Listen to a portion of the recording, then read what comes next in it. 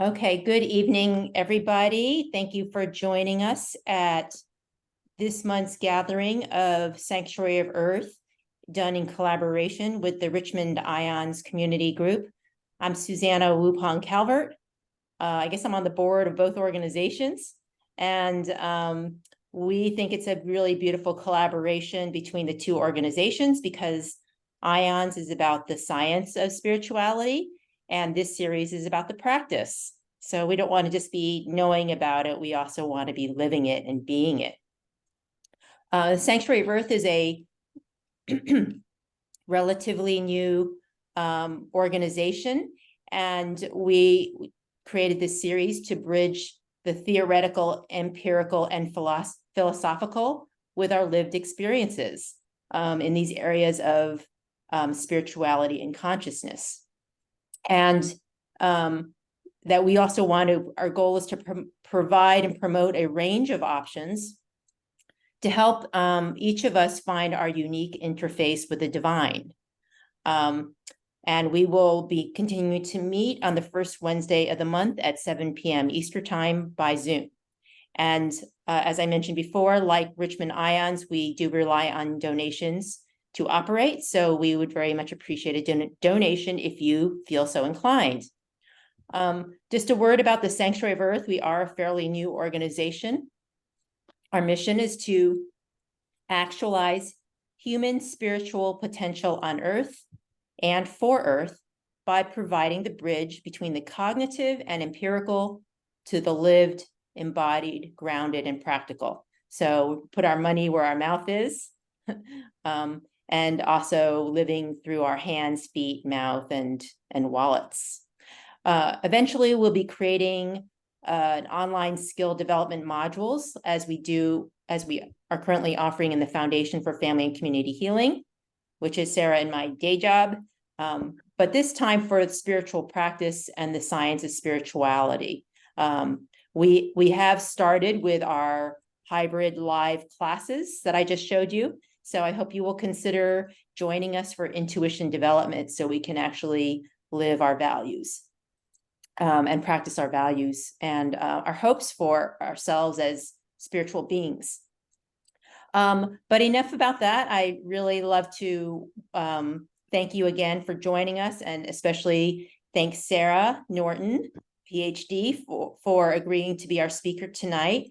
She's talking about dreaming with Earth, how dream images connect, expand, and hold us in times of uncertainty.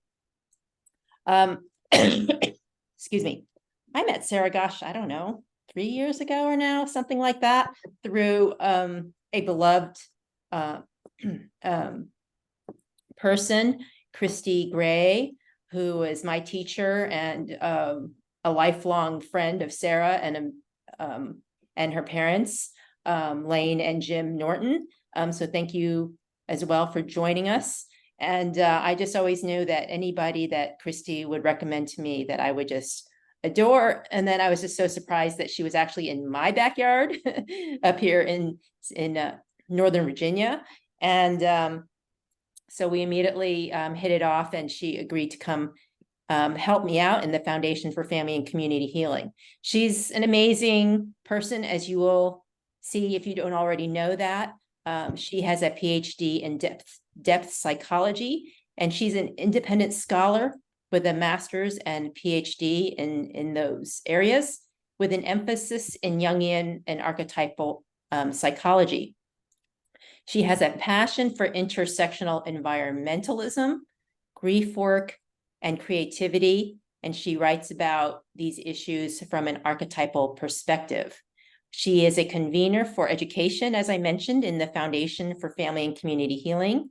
She's a certified dream group facilitator at the Hayden Institute in North Carolina, and the editor of the publication The Rose in the World, and co-host for LABRC's Psych Reactive. You can contact her at sarah.norton.phd@arcticmail.com. And I'm just delighted to turn the platform over to Sarah, and feel free to screen share, Sarah, and take it from here. Great. Thank you, Susanna. And thank you to this group for having me and Susanna for inviting me. So the plan for tonight, I hope, is that this presentation will take a little under an hour, and it'll include a short meditation at the end. And that should hopefully allow us time for a little break and to come back if we want for questions or comments, anything like that. So first, I'd like to give you an introduction into my field of study, depth psychology. I gather there's possibly some familiarity. I saw that synchronicity was a topic last month here, which connects to my field. But there are a few things that I want to touch on to make sure that we're all on the same page with certain terms and concepts. Then I'll take you into an overview of archetypes and dreams and how this is a spiritual and, in its most basic and original meaning, a religious practice for me. How it held me in a time of great uncertainty, navigating a labyrinth of grief and unknowing, and finally, how it connected me back to the current time we are in, one of climate chaos with a resilience and resolve. So, depth psychology. Depth psychology is often termed the psychology of the unconscious. When we say unconscious, it's not the lack of consciousness that's referred to medically or neurologically, but rather an area of awareness and aliveness outside of our usual conscious understanding. One of the most common ways that the relationship between consciousness and the unconscious is illustrated, and one that's very fitting for my interest, is the iceberg. As you can see here, the whole of the iceberg represents the psyche. This is a diagram I drew that was published in my dissertation. All that's above the water is consciousness. All that's below the waterline is the unconscious. Each iceberg is an individual psyche with its personal consciousness ruled by the ego. Each psyche also has its own personal unconscious. In this field, we're all floating in the vast ocean of the collective unconscious. This collective unconscious connects us all, spans and surpasses all time and space, crosses cultural barriers, and is the source of patterns of energy which bring us all together, the instincts and the archetypes. These patterns of energy and behavior within the unconscious function autonomously. Instinctual reactions, Freudian slips, and the like are born out of this realm. Archetypal patterns and images spring from here as well. In our dreams, in art and literature, folk and fairy tales, mythology, and other creative work. These archetypal energies can be found over and over through an individual's life and in the greater cultural history. The skin they wear, the face they show changes, but the underlying sense of the thing, the energy it carries, remains the same. Some examples of archetypal figures you may have encountered are the Great Mother, the Divine Child, the Wise Old Man. Ideas like death and rebirth and the hero's journey can all be found in narratives and artwork all over the world throughout time, being played out in the lives of individuals and in our nightly dreams. Carl Jung based most of his psychology on the study of archetypes. They are a major focus in his analytical work, as well as in his personal journals and paintings like this one. Jungian psychology is centered on a major archetype, which he termed the self, sometimes shown with a capital S. The self is the center, the divine spark in each of us. It's a unifying principle of the psyche, and it holds all of the opposing forces together. Most prominently, the shadow and the light, the conscious and the unconscious. In the early 1900s, Jung began to experience what he termed his confrontation with the unconscious. Dreams were a driving force in Jung's psychology and in his life. And for a number of years during this time of confrontation, Jung journaled his encounters with dream images, mythic figures, and visions, and the archetypes. Many of these are dialogues with the images through a practice that he called active imagination. Active imagination, as the term denotes, means that the images have a life of their own and that the symbolic events develop according to their logic. That is, of course, if your conscious reason does not interfere. Through this process, one enters an open state of mind, drifts outside of ego consciousness, and enters almost a waking dream state. Through active imagination, the archetypal images are brought into a relationship with the individual. Here they can be questioned, conversed with, and offer guidance. For Jung, and for others who practice this technique, the dialogue expresses itself through some sort of creative expression: writing, art, sculpture, dance. It's a way to communicate, or it's a way to continue a dream or learn more about a dream or a fantasy image, to communicate. For Jung, these dialogues were collected in what are now called his Black Books, just recently published posthumously in 2020. Jung eventually condensed and edited the contents of the Black Books into a large red journal. He called this his Liber Novus, his Red Book. In this book, Jung painstakingly transcribed the narrative of his confrontation with the unconscious, including beautiful calligraphy and oil painting scattered throughout. This was also published posthumously in 2009.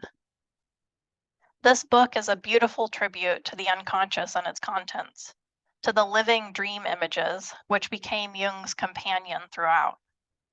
When I began to read it, I found many archetypal themes from my own life reflected in its pages. I also found many images which seemed to speak to our current era of climatological crisis. I'll go into more detail on all of this as we move forward, and I hope that through hearing this journey with my dream images, these images from the Red Book, and images from nature in our current time of uncertainty, you will see elements of your own life's journey and our collective journey reflected therein. This is what makes these images archetypal, universal, and so potent for our connection with each other and Earth. So that's the Jungian side of things. I also dip even farther back in time, but at the same time, farther ahead of Jung's work, into the area of archetypal psychology.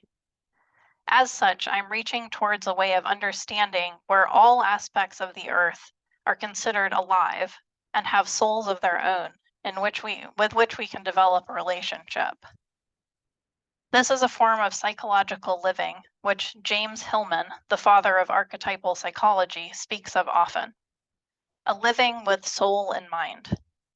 Through the lens of archetypal psychology, soul is always present, and we live in a world ensouled, a world of soul, a world with soul. In Hillman's work, we see a trend towards polytheism and animistic sensibility. Animism from the Latin animus, meaning soul or life. By using this psychological sensibility, using this soul view to see the world, we hope to connect more deeply to the world itself. In my own life, I have found that Earth has a soul, which is connected to my work on a deep level, and with me personally. The symbol, the image I connected with most deeply, is that of ice. Yes, ice, as in glaciers, icebergs, ice caps, ice flows. Ice to me is a living being, one with a soul of its own. The sciences show us that ice has a life cycle of its own. Though this cycle may be much longer than we can imagine, it does at some point experience a birth and a death. It lives in the world. That life cycle is becoming shorter and shorter. In this warming world, ice is an important teacher on how to confront uncertainty and the unknown. I've come to know that the ice is alive, and I hope that through the following you will see that for yourself. If the ice is alive in its own right, then perhaps all the elements of the earth are, and Earth itself. If we begin to take this into account, how we treat the world in which we live may change. Our work on her surface may need revisiting, and we may advocate for her well-being and a need to shift. So that's a lot to front load, and I know you're all wondering where the dreams come into all of this. The title of our time together today is Dreaming with Earth. I hope you've started to get a sense of this. If ice is alive, then so are the other images in our world and in our dreams. When I dream of ice, I have met it, talked with it, played alongside it. All of our dream images are held in the collective unconscious, as are we and Earth. This is a space where we can practice and improve our relationship with the elements present. From the smallest snowflake to the largest glacier, from the bleaching coral reefs to the ashen forests reeling from recent fires, we can find ourselves in the small pyrogenic seed on that forest floor, only now able to crack open after the heat of the destruction to find rebirth in a new sprout. Not for a moment dare we succumb to the illusion that an archetype can be fully explained and disposed of, Jung said. And even the best attempts at explanation are only more or less successful translations into another metaphorical language. Indeed, language itself is only an image. The most we can do is dream the myth onward and give it modern dress. And whatever explanation or interpretation does to it, we do to our own souls as well, with corresponding results for our own well-being. The archetype, lest us never forget this, is a psychic organ present in all of us. This explanation is one of many that Jung used to define archetypes throughout his writing. And I would expand it to say that this is present not only in all of us, but in all of Earth, and in all natural processes, especially dreams. When we can find time to slow down and interact with any aspect of our beautiful planet, we will find the symbol at its core. In Jungian terminology, the word symbol is somewhat synonymous with Hillman's use and my own of image. I prefer image over symbol. However, the meaning for both cannot be underestimated. This is not merely something we can see and take at face value.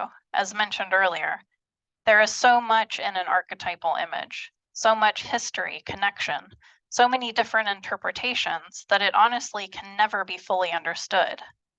This is true of dreams as well. There is an air of uncertainty, a mystery. There will always be a part of the image that we cannot, and perhaps should not, fully grasp. That's the symbolic beauty of the archetypal image and the beauty of dreams. Sometimes we wake from a dream with a full narrative lingering, just waiting to be told or written down. Other times it's a faint, lingering feeling and nothing more.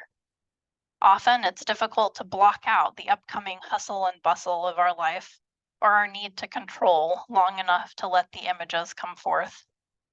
Even waking from a dream, life has a way of tearing us out of that state of connection.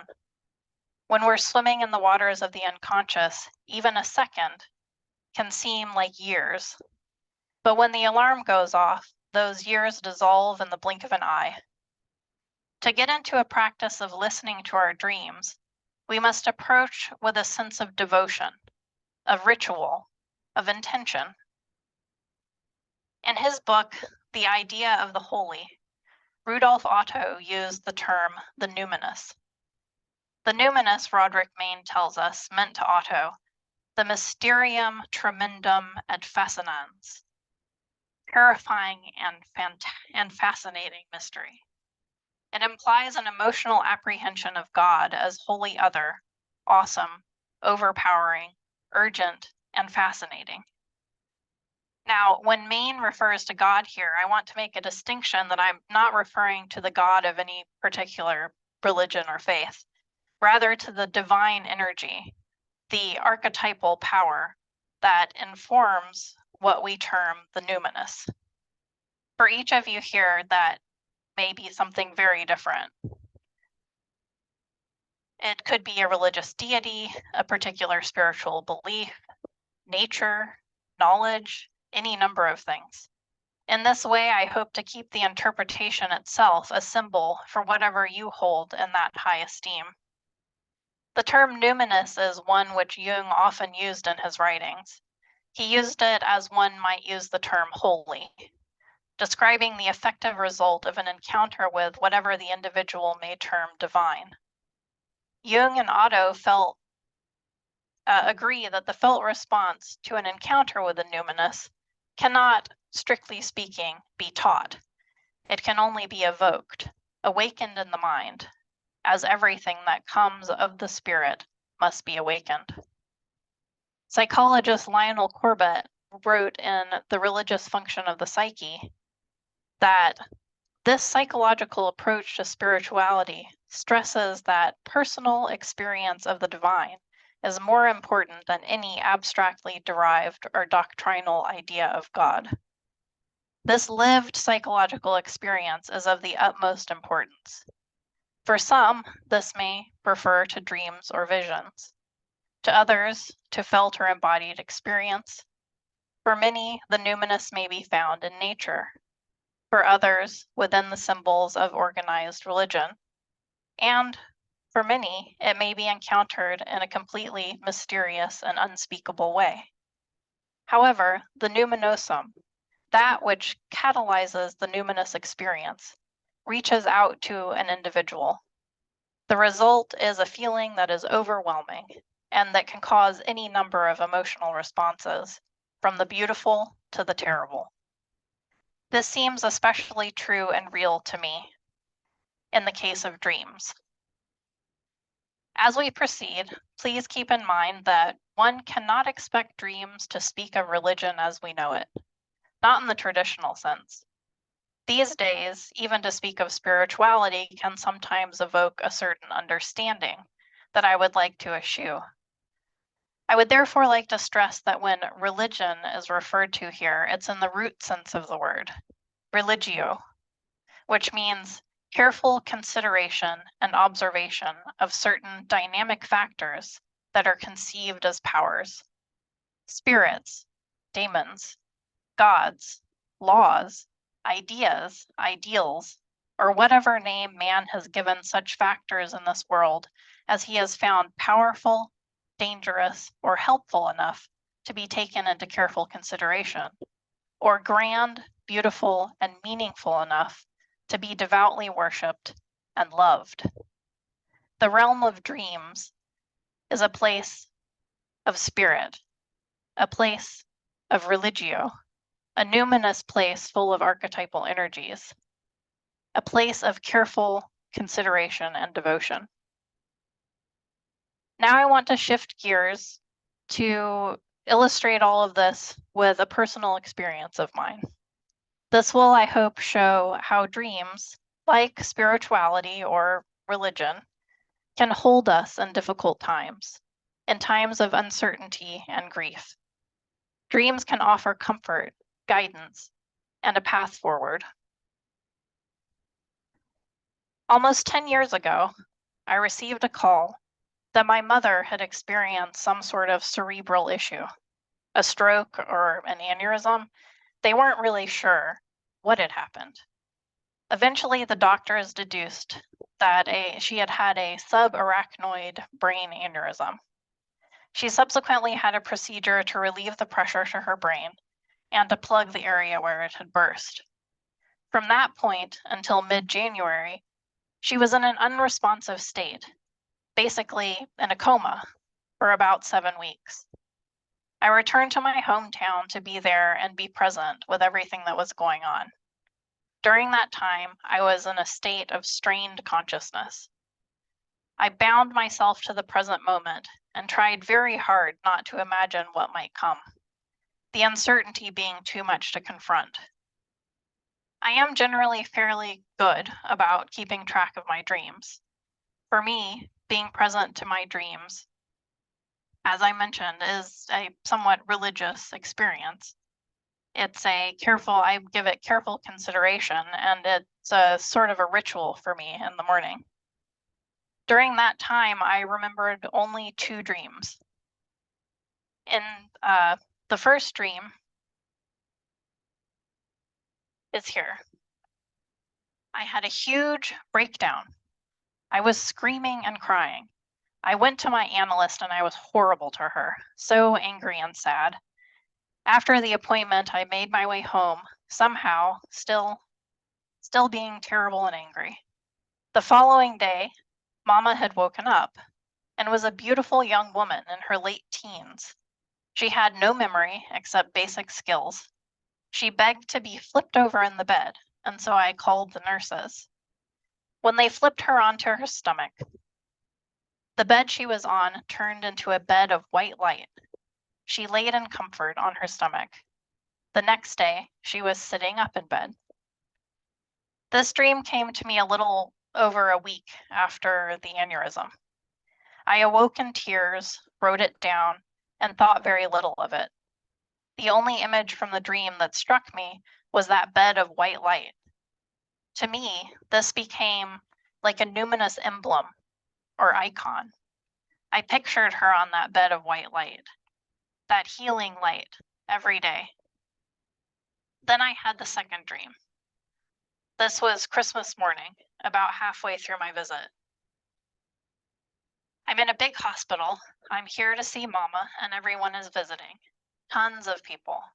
We're all hugging and greeting. She's in her bed, and I'm explaining her situation. Suddenly, she's out in the hall in a wheelchair. She looks so good. She is sitting up with her hair long. Her eyes are focused and open. I'm shocked, but comforted. She's almost floating in her wheelchair. Again, these images sustained me for the rest of the visit. The caring community I knew was there for us, and the promise of healing. Eventually, I headed home, still not knowing what the outcome would be. This was when the unconscious sprang into action in full force. For the next 2 weeks, I embraced the dark, the not knowing, the grief.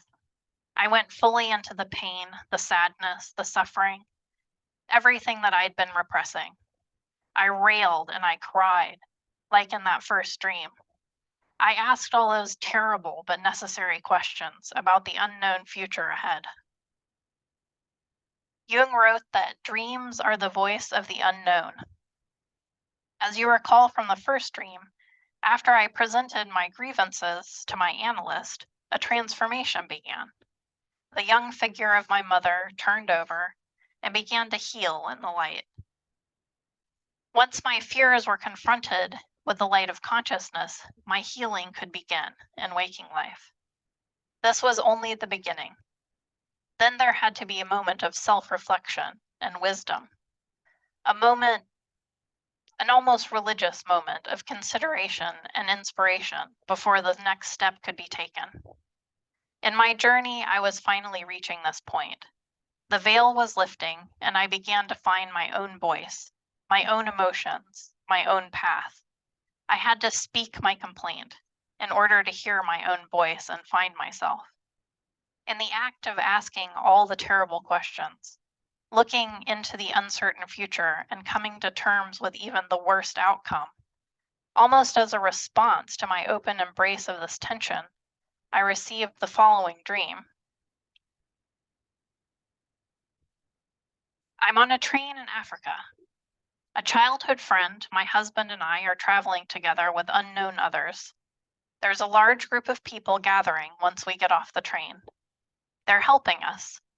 We have to get some kind of authentication to let the helicopter know where we're continuing on to. A very tall, muscular black man calls to see what it is. As a response, he gets a beautiful picture of a female saint or a Madonna in watercolor style. He shows it to all of us, and we begin to paint it in the grass on a field where we're waiting. This is a landing field. There are many of us with our pants rolled up, stomping through the paint to create this beautiful image. Then there are gold accents needed. There's liquid gold spread here and there. It's all around the outer ring of the picture. The golden liquid is thick, and I can see it covering people's feet. Everyone is walking through it in a circle. I'm walking in it too, but also watching from a few different perspectives, fascinated by these golden feet. When this dance is done, the gold is set on fire. This calls the helicopter. I again see everything from multiple perspectives. I'm on the ground with all of our stuff unpacked, clothes, umbrellas. There are two, and I focus on them, deciding one is enough for me to move forward. The other I send home with my husband. I'm repacking so I can continue on. This dream was such a blessing to me. The golden flaming ring encompassing the female deity was nothing less than numinous. Out of the suffering, out of the tension I was holding, this image sprang forth from the unconscious, fully formed. I was torn between the grief and the terror of what seemed at times a hopeless situation and the wish of a miracle. In this dream was the possibility that, torn between those two things, there was a promise of wholeness and life to come. This was my new symbol, a mandala, which Jung explained is a circle of unity and totality. This dream gifted me a personal symbol of the sacred, in contrast to a collective symbol such as a cross. It also became a religious one in the careful attention I gave it as I wrote the narrative out and felt called to draw the dream, as you can see here. Moreover, the mandala has an air of movement to it. There was a promise of forward motion in the feet. Even though I still didn't know what would happen, there was a felt sense that no matter how joyous or terrible the outcome, it would be okay. This is a common experience when the mandala presents itself. As Jung described of a number of his analysans after such an encounter with the mandala symbol, they came to themselves. They could accept themselves. They were able to become reconciled to themselves and were reconciled to adverse circumstances and events. 4 days after this dream, my mother had a long shot procedure. Within hours of the successful completion, she woke and was responsive for the first time in almost 7 weeks. I'm happy to report that now, 10 years later, she's doing extremely well. As she continued her intense recovery, dreams began to visit me again. This one came a few months into her recovery and was beginning to, at that time, I was in my PhD and master's program, and I was seriously considering my dissertation topic and beginning to resume my studies towards that effort.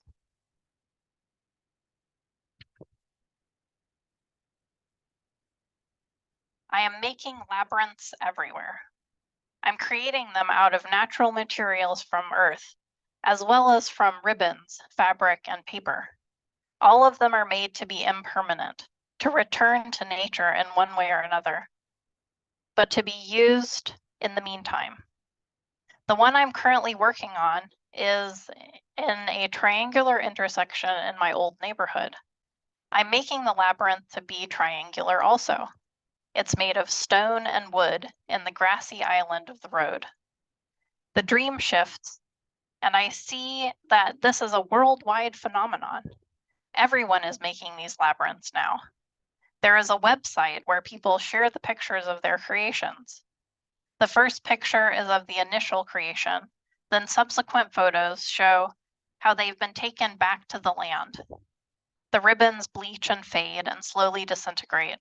Same with the paper and wood. The chalk and charcoal washes away in the rain. The stones eventually are knocked here and there, and moss, leaves, and mulch cover them. There are even ones made in snow and ice, which melt away with the coming of the sun. Around the same time I had this dream, my mother reported having one in which she is, and I quote, dancing in white point shoes through a labyrinth. In the labyrinth, there is only one way in and one way out. For this reason, it's an especially useful image to illustrate this journey. It is also a mandala and a very good meditative practice. One can walk a labyrinth while staying fully present to the lived experience and leaving the mind free to imagine or sink into unconscious realms. These labyrinth dreams point to a place of connection and reflection, which leads to self and soul making for us as individuals and for Earth. My hope is that this exploration of the numinous, of dreams, through the example of a lived experience, has been a fitting illustration of the process which we all might come into contact with through these dreams and visions. In our moments of grief and suffering, or in whatever way the numinosum reaches out to each of us, whether the symbols shared here speak to you, I cannot wager a guess. But for me, they were extremely powerful. This is the terrible beauty of the journey of suffering. Contact with the numinosum may also produce a profound sense of union or oneness with the world and with other people. At such times, we may feel unworthy or perhaps blessed. To hopefully come full circle and touch on all that was promised in the title and description, I will end on a final dream and reflection. Once I was able to look back, I became deeply aware of how I had been prepared for that experience of my mother's coma by earth and by the ice. I had a deep moment of reflection and sadness about a year prior to the aneurysm, when I was viewing images of the Antarctic ice. There was a short film by the psychologist Robert Ramanujan that he showed in one of my courses for my master's program. He showed this picture and he stated, "The beauty of this melting heart is a wound that is a blessing." I began weeping uncontrollably, a sadness that was well beyond myself. I felt the ice as an angel near me, holding me in the sadness that I could not understand. This was about a year prior, as I mentioned, and for the following month and even a few months, I sat in that deep grief. The beauty of what I knew was already certainly lost was too much, and I knew I had to find a way to contain it. So I began to write about the ice, to do artwork with it, collage, immerse myself fully into the climatological data, politics, and images of this crisis, a project that eventually became my dissertation and subsequently led to an academic trip to Iceland, where I took most of the photos shared here. That ice, here but melting, alive but dying, I found reflected in my mother's comatose state. We didn't know if she would live or not. If she did, we had no idea what her life would look like, what our relationship would be moving forward. This is the same tension I feel when I think of our warming planet. This is a time of uncertainty. It's a time of ambiguous loss. Therapist Pauline Boss states that this is a loss that is an unclear loss that defies closure. This means that an individual was either lost in body, but is still present psychologically, in the cases of the missing due to war, mass casualty events, natural disasters, and the like. Or in the reverse, the body of the individual remains, but all that the individual once was has been lost, in the case of comas, stroke, Alzheimer's, addiction, etc. Either way, there is a deep tension that must be held. Boss tells us that the capacity to find meaning and ambiguity requires a systemic both-and approach. At each stage, we hit our head against the paradox of grief and hope. A number of years ago, even before my dissertation process began, I had a dream in which I dove into a deep river of water to collect a beautiful blue-green crystal from a deep riverbed. The water was clear, there were beautiful stone formations within the river, and lush green water plants everywhere. As I dove, the sunlight was still flowing in from above, no matter how far down I went. Finally, I saw the crystal. The sunlight hit the hard facets on its surface, and a greenish glow reflected up through the blue water like a prism. I continued my descent, reached out my arm to gather the crystal stone, and I woke up. In reflecting on this dream, the crystal became the seed at the heart of the ice and earth, the green shining out, pointing the way forward to a new path ahead, a path that embraces the uncertainty and not knowing. I found this seed in Jung's work as well. This seed is the beginning, younger than all beginnings, older than all endings. It was the seed of the ice, the symbolic seed that cannot be grasped, a seed of dreams, the seed of uncertainty, of ambiguity. It holds a promise and a sense of deep loss in the waters of flowing emotion. This seed moved me from the glacial pace of the past to the warming waters of the present and towards the rising tides of the future. This is another mandala, and the color was the same green as the Madonna's dress. It points to connection. Green means go. It's the color of birth, of new leaves, sprouts, earth. It is the green of environmental campaigns and revolution. It's a call to come together, and at the same time, to reflect on ourselves and the path that got us here. Healing comes from the creation of ritual and community, the creation of communion, of humanity and earth. In my dream, the dance with the gold circle is what was needed. I needed to connect, to create labyrinths out of earth with so many others, to cry and rail, to let our own waters flow against what we are losing and what we have lost, to plant a seed of resilience out of this uncertainty. If we can be open with one another as to how we feel, if we can share our dreams, we open our communities to empathy, to compassion, to love. This dream seed, or seed of a dream, connects us all. This idea is perfectly reflected in the final image from Jung's Red Book. Jung painted a sea of faces, all in shades of turquoise blue, like the ice in my dreams. There's every type of face you can imagine, the living and the skulls of the dead. All of them are radiating out from a central crystalline shape, my seed of the ice. This image is one of community united. The ice crystal shines forth in a rainbow of color, melting the ice in our heart.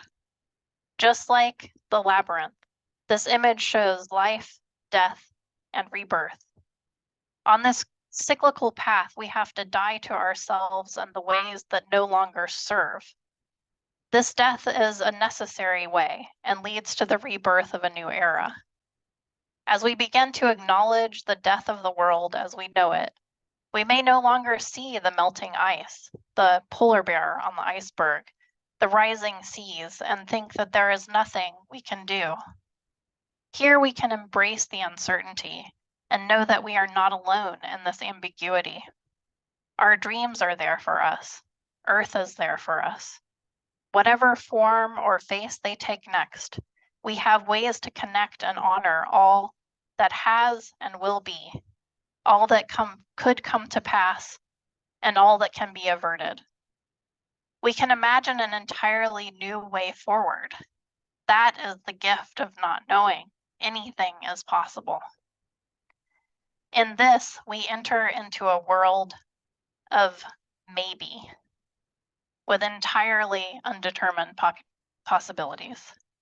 In this religious, soul-centered place of dreams, this uncertainty can be the seed to whatever the future holds, waiting to be planted by our imagination and creativity in the fecund and changing earth.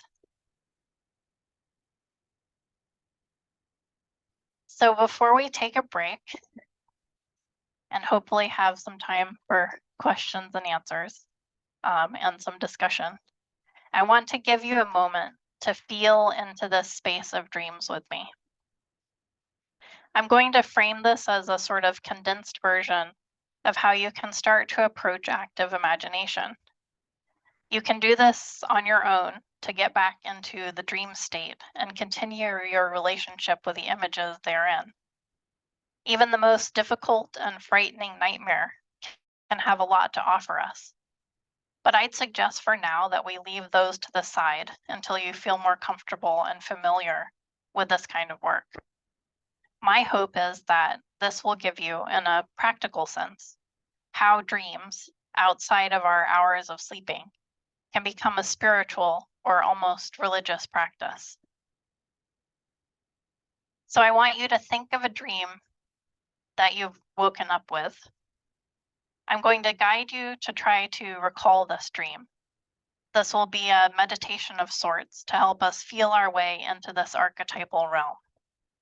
If you have trouble remembering dreams, you could think about an image from nature that struck you or offered you a moment of wonder. Let this become a waking dream for you. If you prefer to turn your camera off, you can do that now. That's fine. But please sit comfortably, center and ground yourself. If you're in a place where you feel safe enough to close your eyes, please do so. Otherwise, you can soften your gaze or find something just beyond your realm of vision to focus on. Something that can become abstract to you. Now feel where you're touching the space around you. Feel your feet on the ground. Your back against your seat. If you're uncomfortable, shift and move.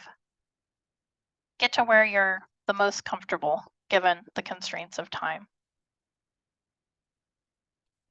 Now let's take a moment to sit in silence and comfort in this space.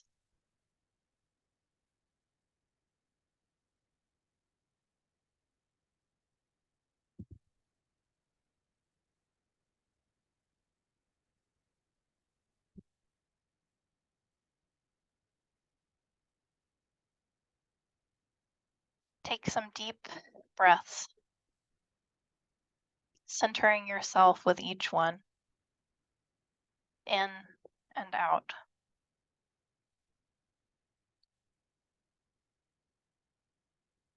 I want you to begin to shift your consciousness to a dream or an image. If you're able, sink back into one that's set in nature or where you're in contact with some element of the natural world. Can you recall time in a forest, at the beach, in a local park or your backyard, with your favorite plant or animal? Recall a dream that came to you in this space that was pleasant or somewhat mundane. Perhaps it left you with a feeling of calm or wonder. Whether it's a dream that stuck with you for a long time or one from last night, a recurring dream, a strange dream from recent memory, or perhaps just a single image or feeling from a dream. Find your way back to that psychic space. The images are waiting for you. They offer support, guidance, and healing. They're there to lead you towards wholeness. Try to situate yourself in this dream or image. Hold it loosely. Let it come alive.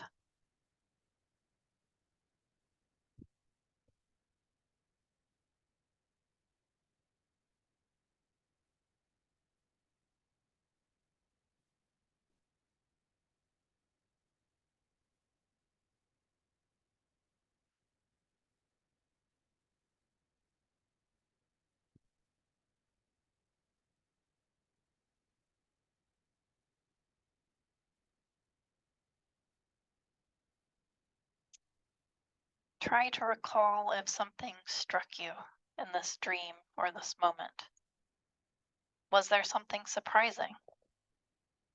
Someone doing something they wouldn't normally do in waking life?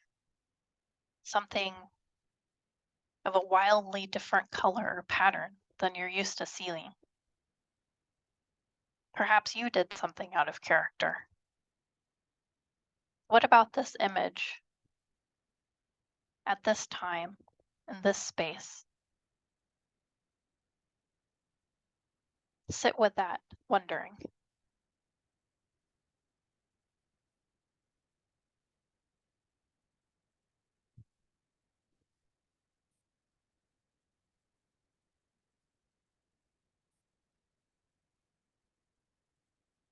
In these moments of surprise or wonder, the you in the dream becomes an archetypal image. The they of the other person becomes a symbol. The strange object becomes an image of great importance. This is the gift of uncertainty from the dream realm, the gift of the image, the symbol. In every moment of not knowing, we learn something new. We are presented with the present of presence, a time to sit and wonder, why this? Why now?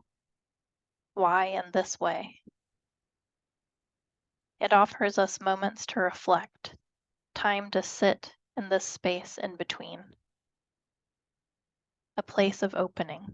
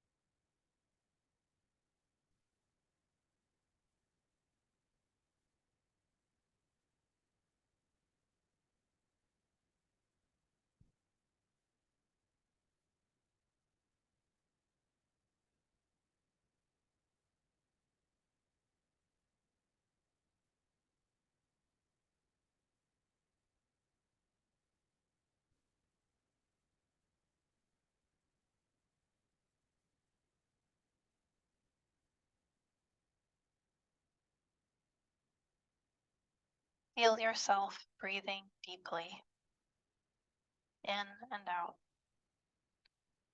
Slowly come back from where you've been.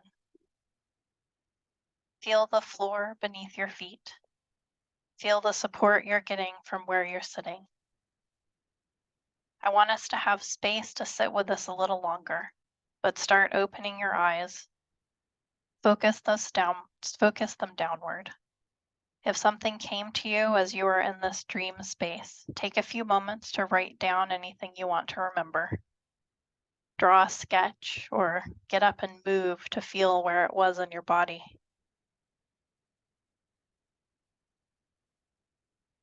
we'll take a short break, maybe 5 minutes, so you can feel into that space, and or take a bio break if you need it. And then we'll come back for questions and answers and discussion.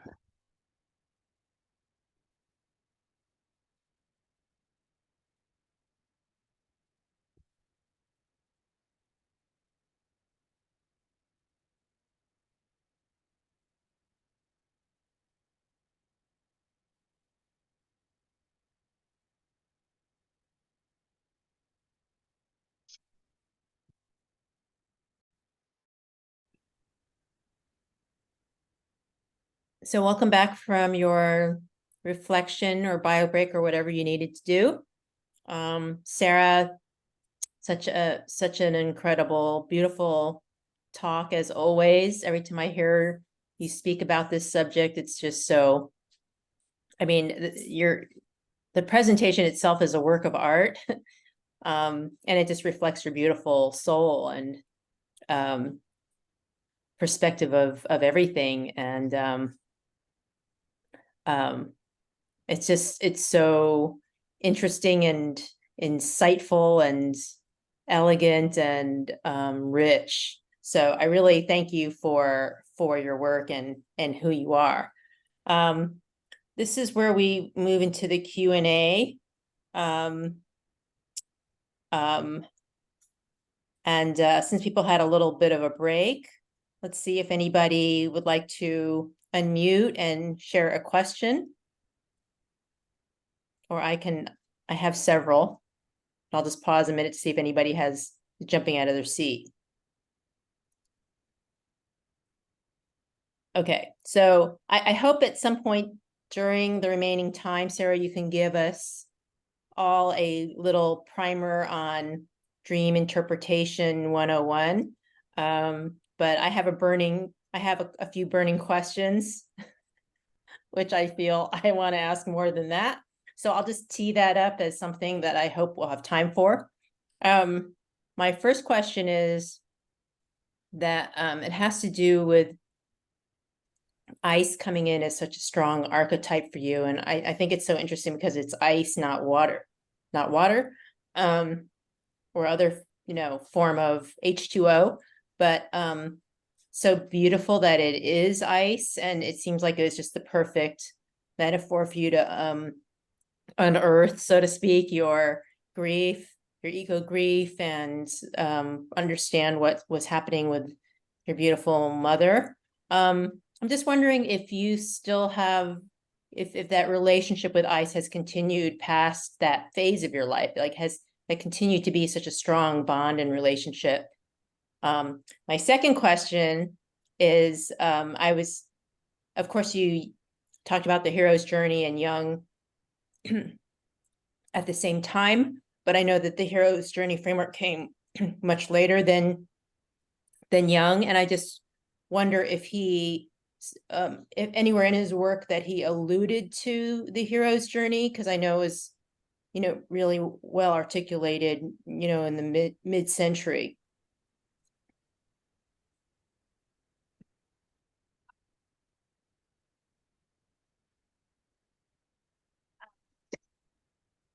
As far as Jung and the hero's journey goes, Jung talks a lot about mythology, and a lot of those myths that he was really focused on were the hero's journey. Joseph Campbell, of course, is the one who really termed it and made it a really popular concept.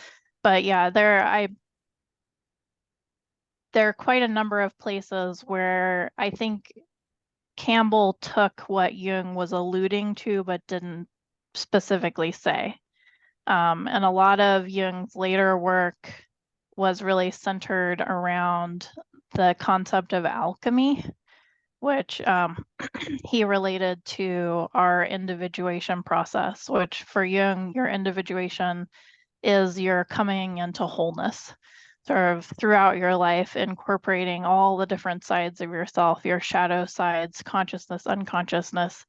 And it's an ongoing process, always moving and going and changing exactly like the hero's journey. So his idea of individuation was the hero's journey and not so many words. And I think Campbell really just sort of made that so much more accessible and, put it into screenplays and it's the foundation for so many films and everything that we watch now. And I guess to dovetail with that, my journey with ice is certainly not over. It is a hero's journey in and of itself. And it keeps reinventing and reclaiming me over and over. I'm currently working on a long form piece about not only the ice, but all the other aspects of our climate change crisis, looking into the ice, but also the bleaching of the coral reefs and how everything is so connected. Because as the ice melts and the acidity of the ocean is changing and the salt levels in the ocean are changing different places and all these things, it all comes together. And so it is not done with me at all. Well, we look forward to the next volume, I guess. I was going to say chapter, but probably more of a volume. Yeah. Yeah. Okay, anybody else like to chime in? I have more questions, but I can share sometimes.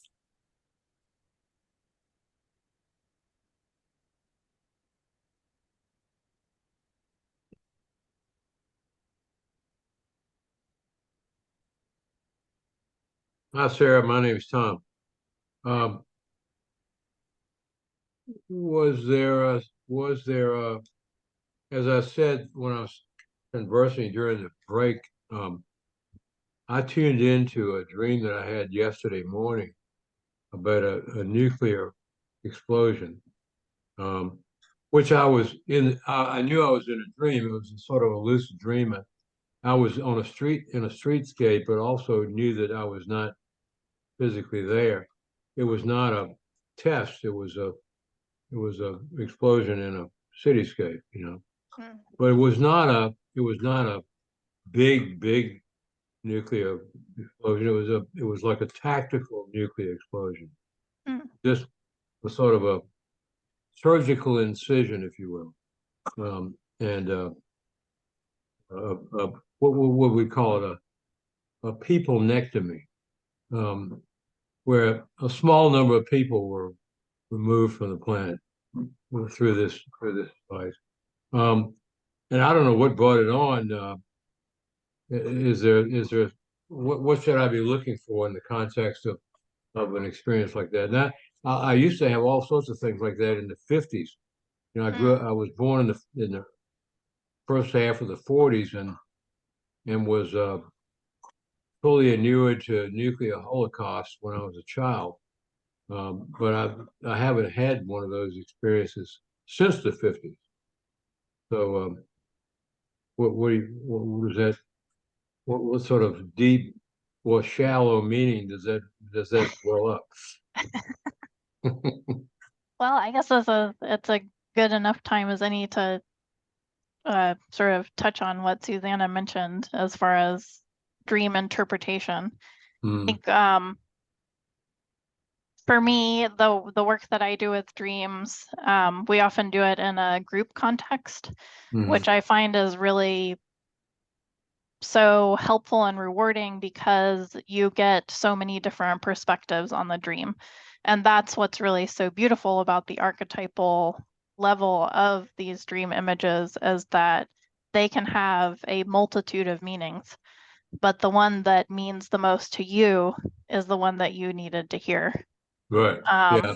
So I think if this was my dream that I woke up with, I would begin to sort of imagine and wonder about what hearing your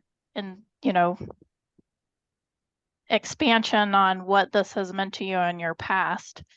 If I had a similar past, I would wonder what then is running parallel to now in my life or in the world?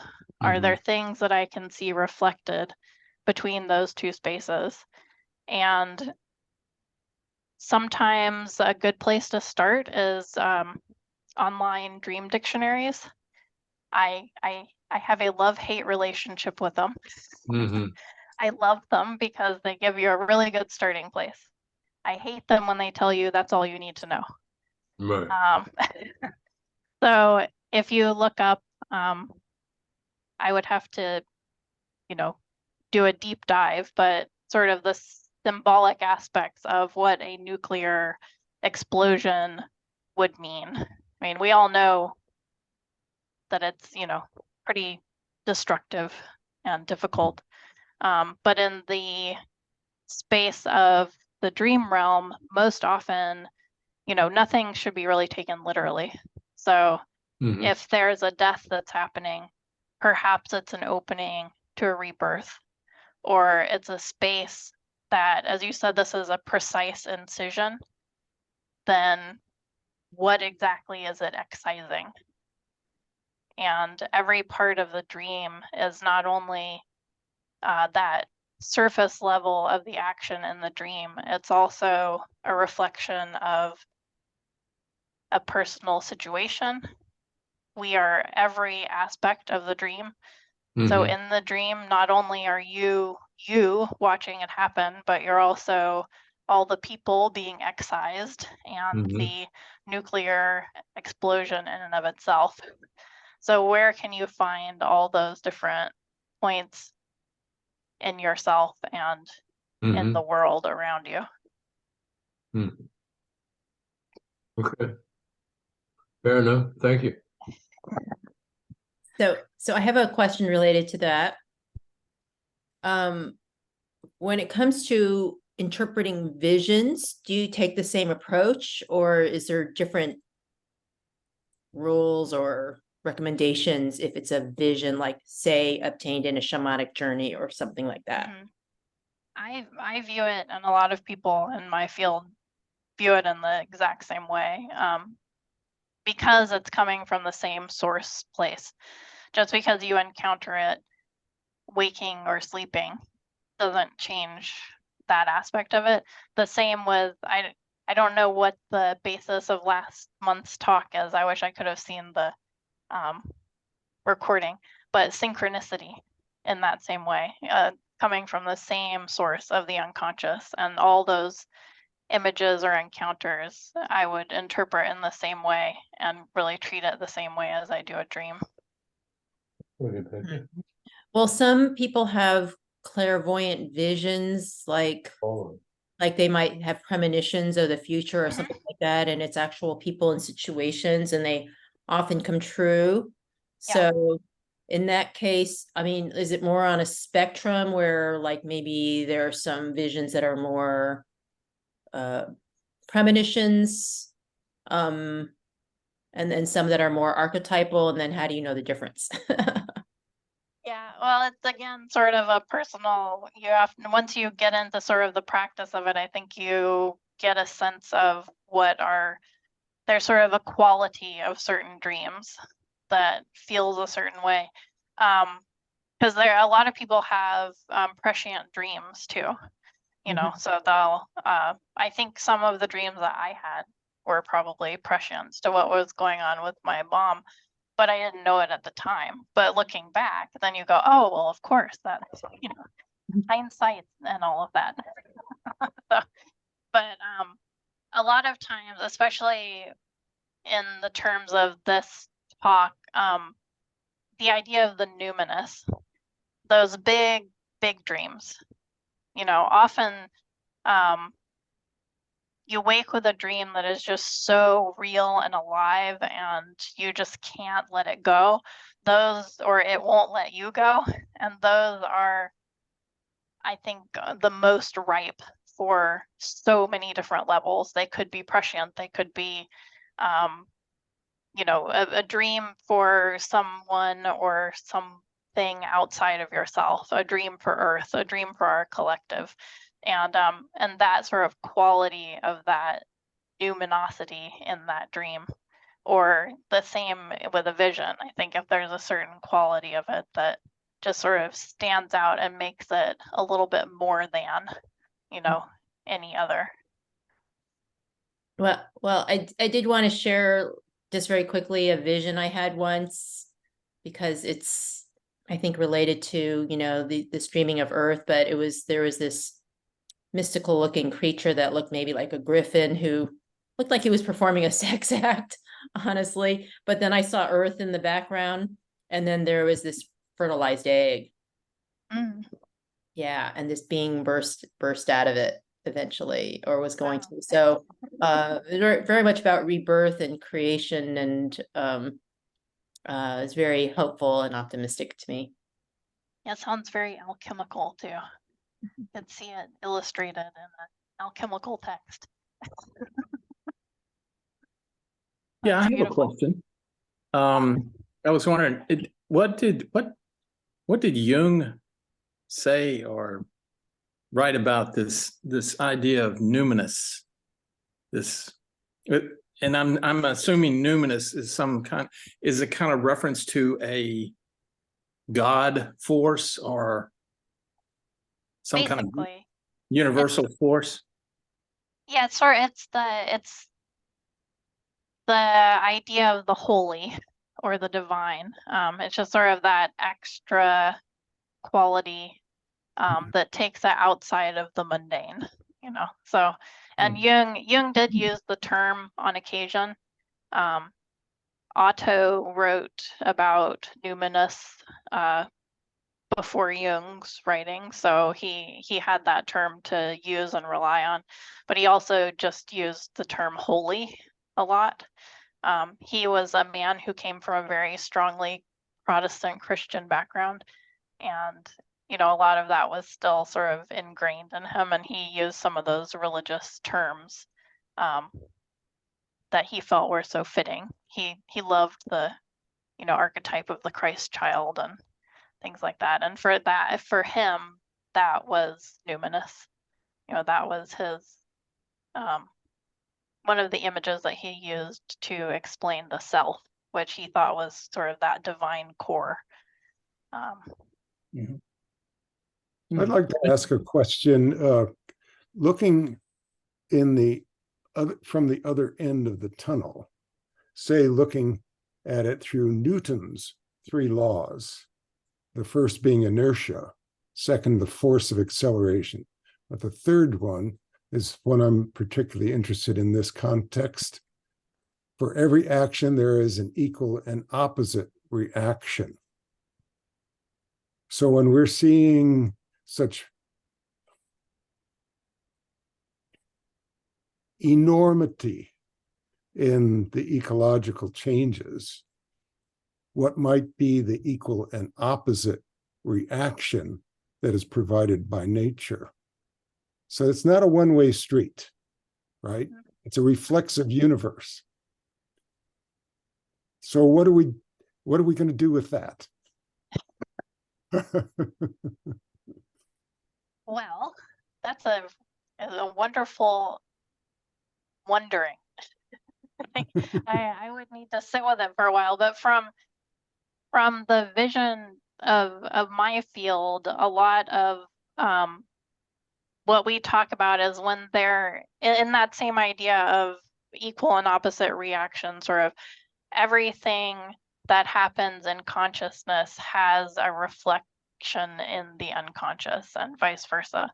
So anything that we are consciously aware of also has that unconscious side of it. And that's really where I see that I connect with the climate crisis, as these large events happening out in the world that I'm aware of are at the same time affecting me in a way that I am often not aware of, and in that unconscious realm that then comes out in the dreams and leads towards consciousness. And it's sort of an ongoing cycle that you have to keep returning back to those unconscious images to then make them conscious, and they gift you more unconsciousness, and so you keep cycling forward. But I think a lot of what we are dealing with is a result of the vast area of unconsciousness that we as a society are holding, that we aren't aware of the, patterns that we've put into the world. Like, the empirical sciences have sort of smashed their way through anything that was that sort of animistic view of the world in that area that we can't explain as well. And this realm of dreams and things, dreams are so often not really, in my field, is not taken as seriously as a empirical scientific field because we can't reproduce that data in the same way. And that to me is, a pushing this sort of material into the unconscious. And the same with a lot of the things that we're doing with Earth is just being repressed and pushed down and down and down. So a lot of this work that I hope to do is to bring that into the light so that we can really reflect on it and keep that cycle, sort of cut that cycle off at some point. Well, if it keeps being pushed into the unconscious, is there going to be a backlash, do you think, or some I think we're in it. explosion? I think a lot of what we're dealing with is us being in that. Yeah. But the longer it goes on, the harder it is to then dig it back up. So I think that's why, as many people as can be doing this kind of work and really paying attention to that aspect, the better. Well, the Shiro is generally made so uncomfortable that they must eventually go on this journey. Yep. So all of this explosion, chaos is forcing us into our journeys. Yeah. At different rates. Yeah. Yeah, I said that one of Jung's most quoted lines, I think, is if we don't bring the unconscious into consciousness, it will rule our lives and we will call it fate. Mhm. So, that's a lot of what this is, I think. Mhm. Mhm. Well, if it's true that the unconscious, or rather the subconscious, is the intuitive connection to infinite intelligence rather than the mental part, then the relationship would be a flip in the favorable direction, would it not? Yeah. Of course, we can't equate unconscious with subconscious. I know that, but they're on that side of the screen, I think. Yeah. Well, I've said it before. I don't hate the term subconscious, but I just don't think it goes far enough. And it's still for a lot of academics and particular practitioners and things. It's a very useful term for the same kind of contents and ideas. It's still that level below what we're consciously aware of. Yeah. Well, and I thank you for that segue, Lawrence, because it's giving me the opportunity to remind people that we are offering intuition development classes for this very purpose. Right. It's not just a spiritual practice for us, but it's our invitation to flip the switch and to not let our unconscious determine our fate, but that we can participate fully in it and flip the intelligence of it. And so we are offering 3 classes: clairaudience first, clairvoyance, and then clairempathy, with an option to do more clairsentience with that. They're 6 weeks each, 6 weeks long, by hybrid platform. and we begin next Tuesday at 7 p.m. So come join us. It's really, it's not just our curiosity and how it affects us individually. This is for all of us, all of humanity at this chaotic point in time. I also am going to do another shameless promotion. As I mentioned, Sarah works with me in the Foundation for Family and Community Healing, and we're developing a new series of learning modules that will go on our platform, both platforms, actually, eventually, Foundation and Sanctuary of Earth, and also in having these live classes. But it's about going deeper. So it starts with a do-it-yourself class called What's Missing. So we start to like notice our cognitive dissonance, and then it hopefully will lead people to the second class, which is on the Shiro's journey. And then the third class, which I just finished drafting my notes for, is on shadow work. So it's just going to bring people deeper and deeper. And then for those who want to do the intuition development classes, it's just like a perfect segue to just keep going deeper so that we can really be engaged with all of it. So I hope you'll stay tuned. And I just really especially love the timing of having finished the draft of the shadow work module, and especially having Sarah's collaboration on that whole piece. I mean, it's wonderful working with Sarah on all of it, but especially this part's just going to feel so rich. I feel like she's going to add so much more to it than I can ever envision. I'd